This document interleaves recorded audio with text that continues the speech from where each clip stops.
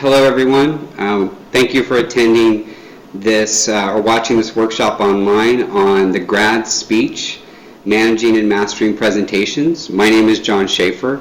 I am the Assistant Director for Graduate Student Retention with the Graduate School, and I will be talking to you about how to effectively manage and master your presentations in a few different areas. So the topics that I will be discussing with you are, first of all, mastering your presentation delivery, basically communication skills while giving your presentation. Then we'll talk about how to best develop your presentation, primarily for providing your presentations in the classroom, and then also effective use of PowerPoint.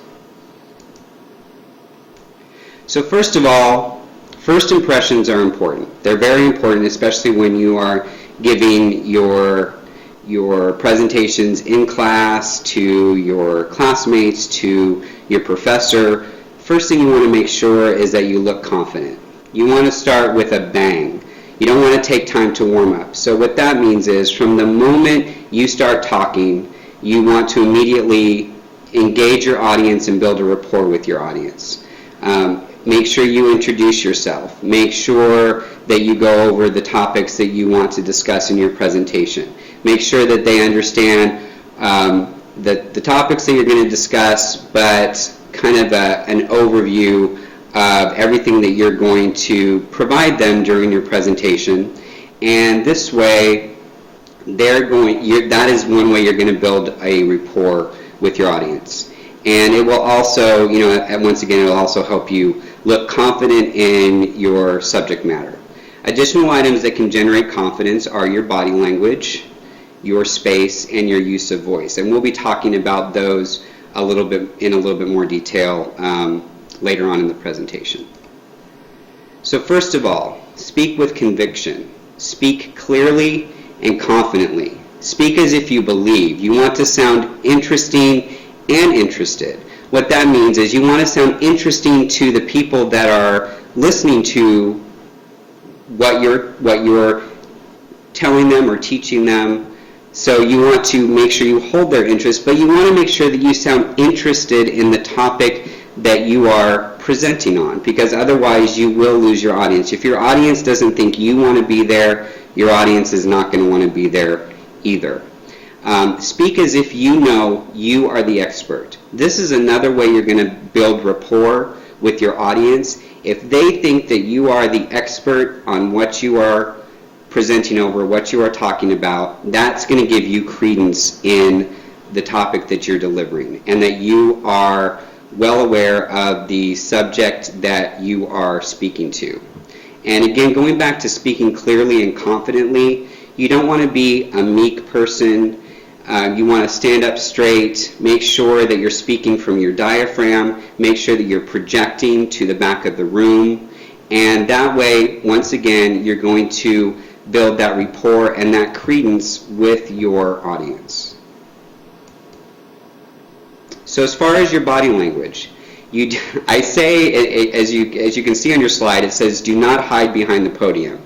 And what am I doing right now? I'm actually behind the podium. That is simply for the purposes of taping this workshop. If I stepped from one side or the other of the podium, you're going to lose me on camera. So, but in general terms, when you are not being recorded, when you are giving a presentation to your classmates or maybe for a workshop or a seminar, you want to kind of, in a sense, work the room.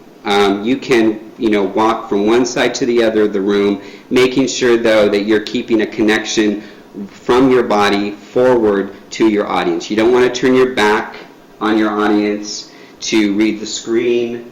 You don't want to, so you want to make sure you're keeping that body language forward towards your audience. You don't want to hide behind your notes. I think notes are a great thing to have, especially if there are key things that you want to talk about that aren't on your slides, and it helps keep you on track, but you don't want to read your notes. You don't want to have a piece of paper in front of you and be reading your notes and kind of using those as a security blanket. have your notes with you, but have them sitting on a table in front of you, on the podium, to the side, so you can do a quick glance. If you get on track, you can kind of see where you're going to go to next, and that way you can keep the presentation moving and but still look confident. As I mentioned, not hiding behind the podium, stand, walk, or move about. I don't recommend sitting to give a presentation. Again, it kind of makes it look like you don't necessarily want to be there. You want to create a presence with your audience.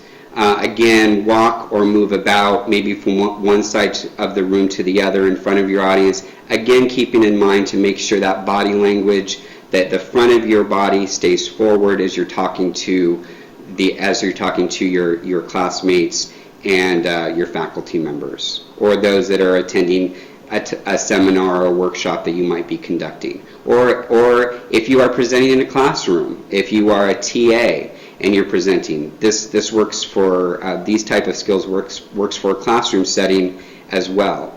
Use appropriate hand gestures and facial expressions. Try not to, if you're talking about a topic, try not to roll your eyes. That's going to show disinterest. Try not to, you want to make sure that again, they know that you're interested in the topic that you're talking about. Look engaged with your audience, make eye contact. Hand gestures. Hand gestures for some people, as you may have seen through the presentation that I'm giving so far, hand gestures are natural, just as long as they don't get out of control. Your hand gestures, you have this in a sense line of your body. Your hand gestures should stay mainly within your frame of your chest, your shoulders, not to go out waving your hands, putting your hands behind your back. That shows, in my opinion, a lack of confidence. You want to make sure that you're showing control, keeping your hands either by your side. You can use, again, some hand gestures. Just make sure that you keep them limited. Here are some bad habits that I want to talk to you about. Watch the use of placeholders, and I am definitely someone that uses placeholders. I try to think of the next thing that I'm going to say, so that I'm not using and like. As I mentioned before, if you're speaking clearly and confidently, and you're thinking about the next word that you're going to say, if you need to make a pause, make a pause. It allows for dramatic effect as well. Really looks like you're thinking about your presentation. Looks like you're not getting lost. Whereas if you throw in a lot of uhs or ums, that may look like you're not confident in your topic, in your subject matter. This is where practice comes into play, and we'll talk about that in a little bit. As I mentioned before, exercise restraint with hand gesturing and fidgeting. If you have a pen, if you need some type of secure, some people will present with a pen in their hand, some people will present with water or coffee in their hand. Just make sure that you're not using that kind of as another security blanket, like using your notes. And again, keep hand gesturing to a minimum. Pace yourself and don't rush. If you are naturally a quick speaker, as I am, in general, casual conversation,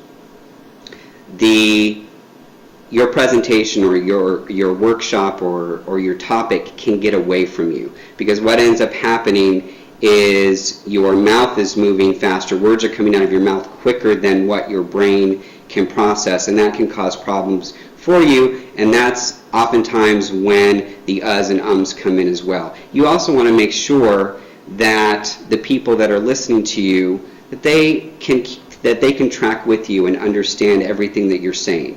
So again, speaking clearly, confidently, pacing yourself, not rushing, make sure that you're keeping on track, and make sure that your audience is keeping on track with you. Be aware of any nervous habits. As I mentioned before, the fidgeting, the using the uhs, the ums, if putting your hands in your pockets, any type of nervous habits that you might have while giving a presentation or in general. Try to keep those at a minimum. Be aware of those. Own your nervous habits, but try to keep them at a minimum when you're giving a presentation. So throughout your presentation, you want to engage your audience. Ask them questions. This is also going to be a good placeholder for you. If you're at a point in your conversation or in your presentation and you're not sure exactly where to go next, you might have to glance at your notes for a moment, pose a question as to what you're talking about to your students, to your audience, to your classmates. And this not only will it engage the audience to keep them interested, but it'll also give you a break, and then you can turn to your notes and look at what's going on next as they are answering the question that you have posed to them. Make eye contact. Again, do not hide behind your notes. Do not read your notes. They want to know, your audience wants to know that you know what you're talking about. Part of that, we keep talking about confidence. Eye contact shows confidence that you know what you're talking about and you're letting them know that you know what you're talking about. Don't read from your notes. We've already discussed that and why not to do that. Add appropriate humor. And I'm not talking about tell a joke about, two guys walk into a bar. Humor is appropriate to the presentation that you're giving. You want to make sure that the humor is not off color. You do not want to offend any of your classmates or your faculty members or anyone in your audience. But adding a little bit of humor in is a good thing. Just make sure that it works within your presentation, works with the content of your presentation, because it does help break things up. And talking about break things up, as I mentioned, you can pause.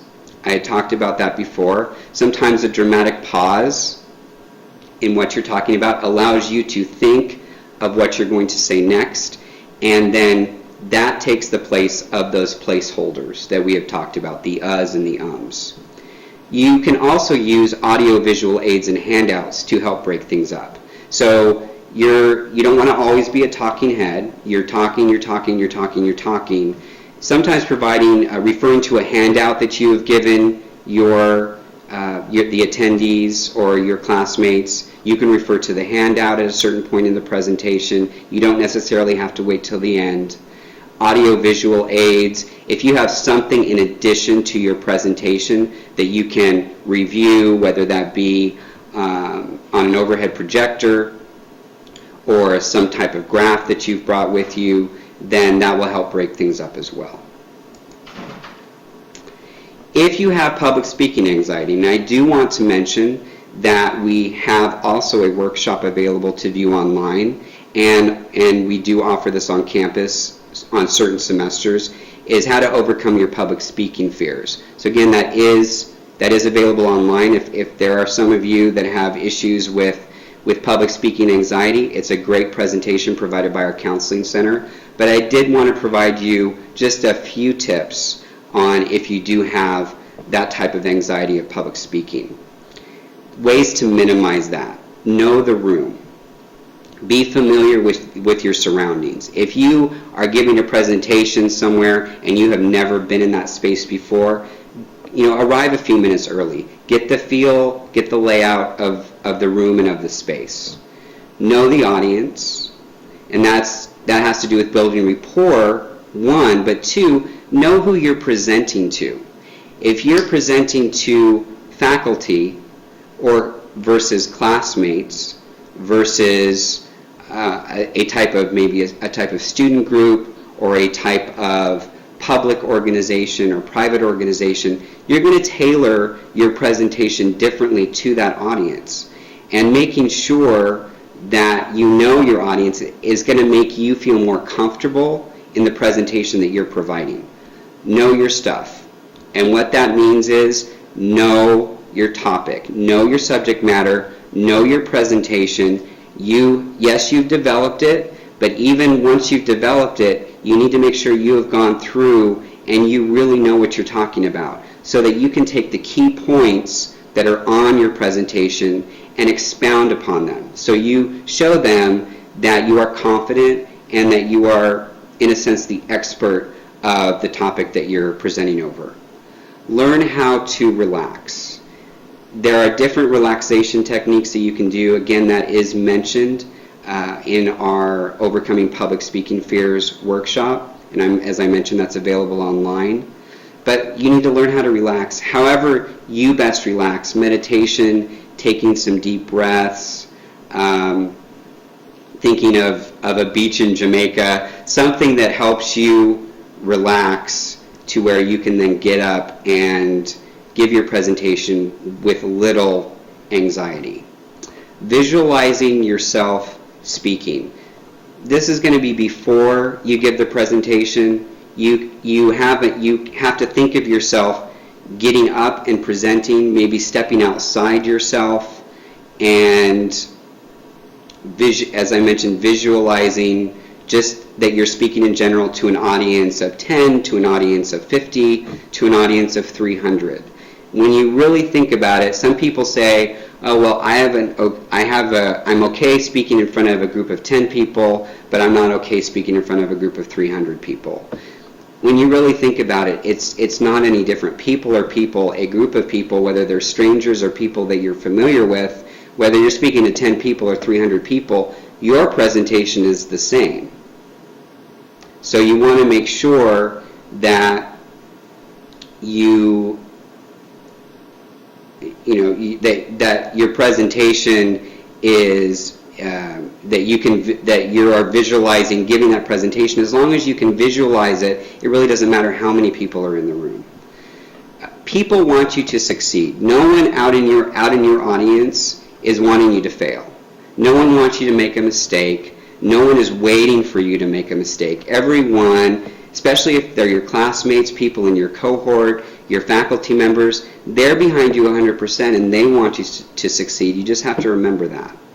Don't apologize for being nervous. That shows lack of confidence, and that also shows weakness. When you're giving your presentation, those are not the first things that you want to come out of your mouth before giving the presentation. That is immediately going to disengage your audience.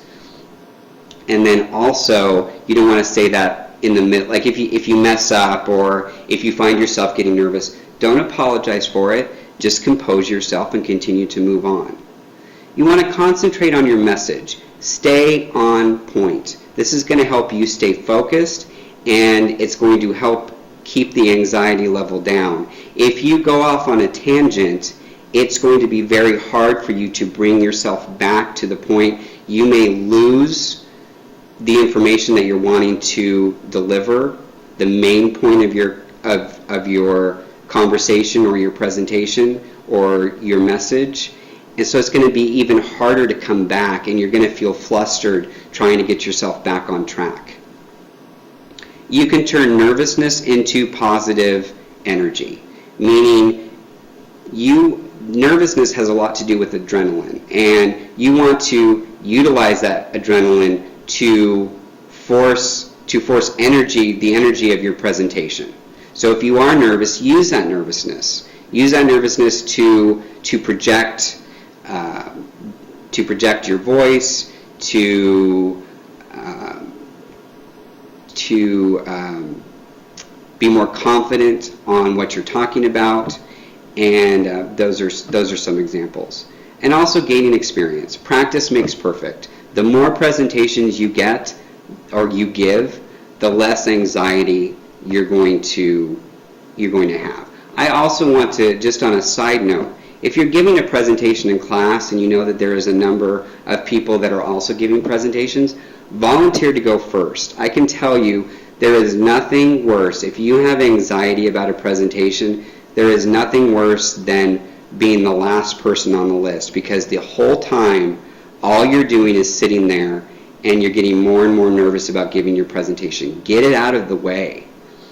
And also, if you're nervous, you're not listening to what anybody else is saying as they're presenting, which is doing a disservice to them as well.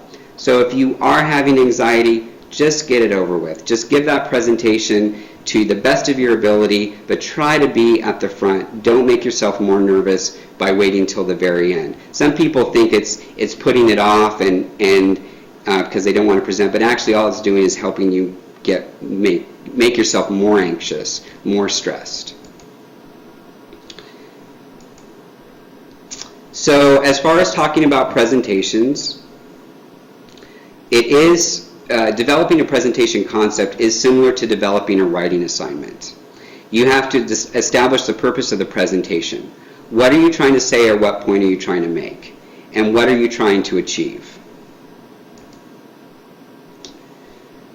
And as mentioned before, know your audience. Who are you giving, so as you're developing this presentation, as I mentioned before, who are you giving this presentation to? Because depending on your audience will depend on the framework of your presentation and the content that you're going to be delivering. What level of expertise do they have? Are they a novice? Are they unaware of the topics that you're going to be speaking to them about? Are there any decision makers in the audience? Are there people in the audience that you are trying to sell them on something, for example? Not necessarily selling an item, but selling a concept. Are you making a delivery for a grant proposal, for example?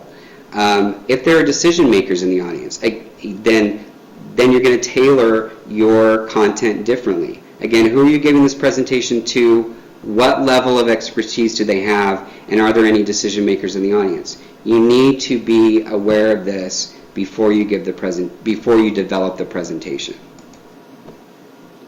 Presentation writing, it's much like writing a paper, because you are going to have an introduction, you are going to have your main points that you're going to discuss, and you're going to have your conclusion. And you've seen how I've structured this presentation. So we have the introduction, we have the main points, which I'm talking to you about right now, and then we'll have a conclusion at the end. Keep your sentences short if possible. Your audience is listening, not reading.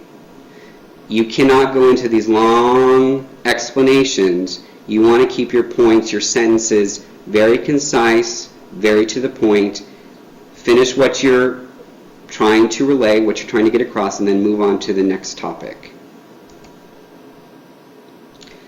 For your content, establish the key message of your presentation right up front. As I mentioned, when you are introducing yourself, you introduce your topic, introduce your key message. You can also introduce this in the introduction of what you're going to be talking about throughout the presentation. You develop and structure the content. Edit your presentation, structure your thoughts and ideas for the delivery of your presentation, and every thought should not be on your PowerPoint. Some people think that if they put every line, or that they think they should put every line of everything they're going to say on their PowerPoint. Again, your audience is listening to you, not reading. PowerPoint, which we'll talk about in a minute, is a support. It is not supposed to be the presentation. They are here to listen to you. They're not here to read your PowerPoint presentation. If they were here to read your PowerPoint presentation, then all you would need to do is simply print it off and hand it to each one of the people in the audience, and then not have to say a word. So make sure that you structure your thoughts and ideas for the delivery of your presentation. Do not solely rely on PowerPoint. For your question and answer session, this is often one of the most stressful parts for presenters, and it's because you're not always sure the questions that you're going to get, and you're hoping that you're going to be able to answer those questions. So here's some tips to help you with the question and answer part. First of all, listen to the entire question. Don't anticipate what they're going to say and then interrupt the person that's asking the question. You can repeat the question. If you're thinking about it in your head, you're not 100% sure of the answer you're going to get, repeating the question not only gives you that time, but it also makes sure that everyone in your audience hears what the person said. Because if the person is right up front who's asked the question, someone in the back may have not heard the question, especially if you're talking about a very large audience or a very large classroom. Pause for a moment. Again, we're back to the whole pause concept. Pause for a moment as if you're thinking about the question, and make sure you credit the person. Say, thank you very much for asking that question. Susan, I appreciate your contributing to my presentation. And then at this point, you've listened to the entire question, you've repeated the question, you've possibly paused, you've credited the person, and now it's time to respond. Think before you answer, don't fake an answer, and don't say, I don't know. What I mean by don't fake an answer is don't just make something up. Because chances are there's going to be someone in that audience that knows that if you're faking an answer, that what you're faking is not correct, or what you're talking about is not correct. The other thing is, you don't want to give your audience false information, and faking an answer is basically false information. Don't ever say, I don't know. The best thing to respond with if you are unsure, which it will happen that there is no way that you can anticipate every question every single person is going to ask. So what you say is, you know what? Let me check on that for you, and I'll get back to you, but that is a really good question. And then you move on. And then you also can bridge. So whether it be from question to question, or from a question to the next topic. Well, thank you for asking that question. Actually, we're going to be talking about that here in a few minutes, or actually, we'll be talking about that next. So that acts as a bridge. As you're answering the question, you can then bridge to your next topic if it's relatable.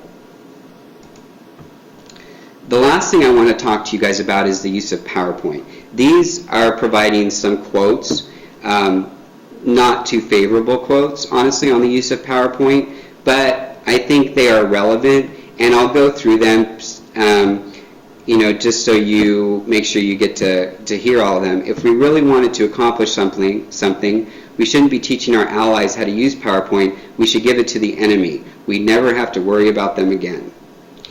PowerPoint presentations are a new form of anesthesia and torture. My belief is that PowerPoint doesn't kill meetings, people kill meetings. One of the criticisms that's been raised about PowerPoint is that it can give the illusion of coherence and content when there really isn't very much coherence or content. What this is saying is that you need to truly understand how to use PowerPoint. What it is primarily supposed to be used for, meaning that it is a tool to use. PowerPoint is not your presentation. PowerPoint is a support tool for your presentation. We call some people who I know, former classmates, people that I know that give a lot of presentations, they use the term death by PowerPoint. Because if you're in a classroom and there is a group of 20 of you that are giving presentations, there's a good chance that all 20 of you are going to use PowerPoint. And that's what we call death by PowerPoint. Now, there are times that your professor wants, or your faculty member wants a PowerPoint presentation because they want something to hold in their hand. And that's fine. That's fine. But you want to ask yourself, is it a requirement?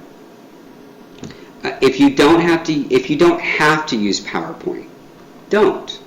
If you simply want to hand out an outline of your presentation, hand out an outline.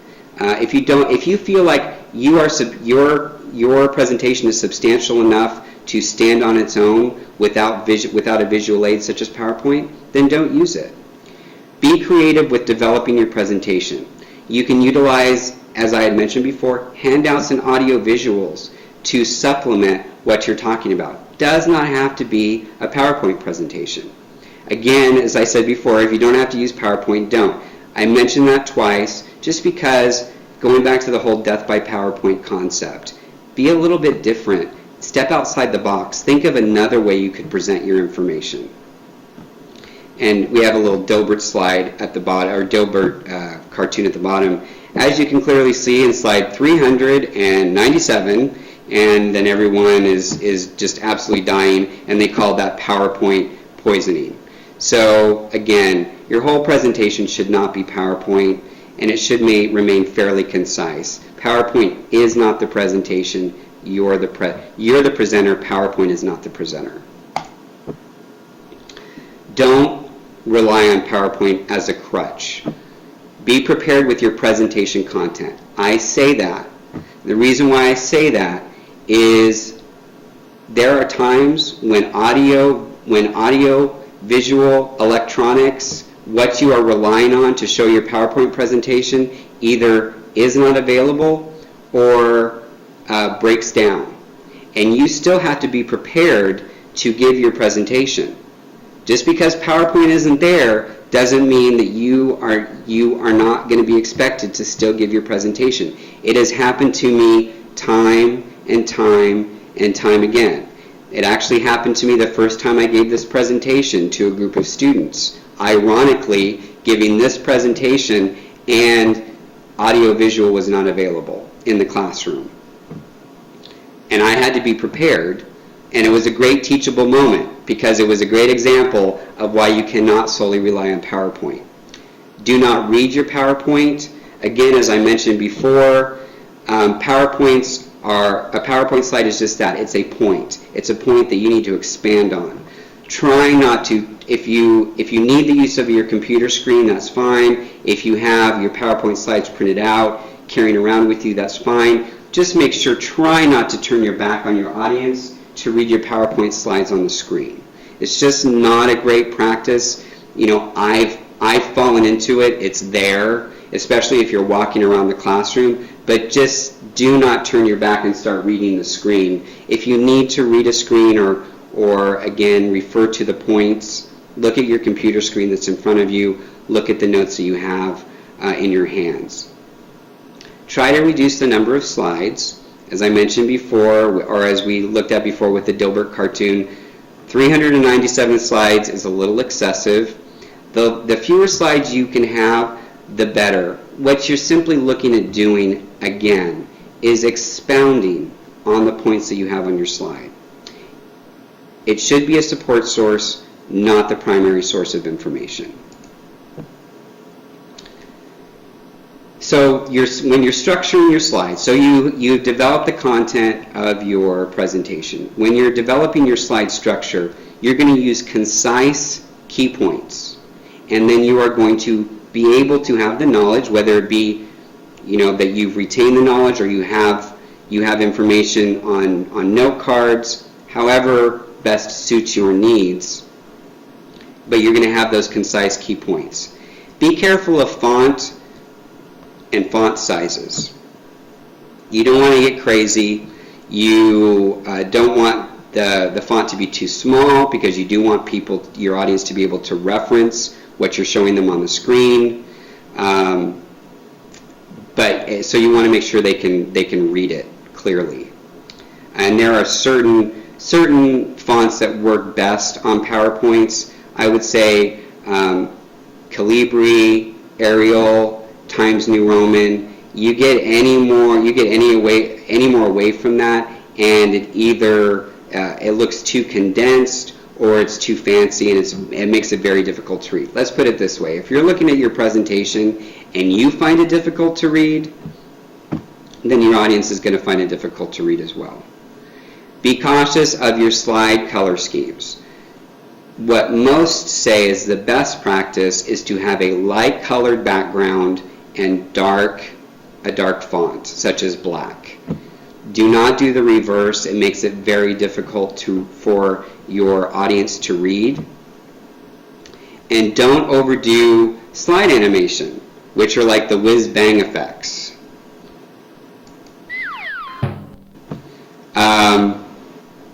That just gets distracting. Is it fun? Yes, but I'll tell you, it's more fun for you, the presenter, than it is for those people actually listening to your presentation. You can add pictures to your slides. Just don't get crazy with how they're coming in and the number of pictures and zooming in and out and making sounds. Try to stay away from doing stuff like that. PowerPoint is a visual aid. I have mentioned this before. It helps to get your message across and achieve the objectives of your presentation. That is a tool, once again. And sometimes you can simply use a picture on a slide, and that's going to get your point across. You have a picture on a slide you can refer to, and you simply expound on that picture as to what you are trying to get across to the people in your audience. You can also consider pictures and graphs to do that as well. Does not have to be words on every slide. Again, those are the words on the slide are your key points. Who's presenting is you. Who's expounding on those key points is you. So whether it's words or whether it's a picture, mix things up a little bit. But try to use some more visual aids as part of your PowerPoint presentation. Using presentation handouts. Now, handouts should be more than the presentation itself, than your PowerPoint.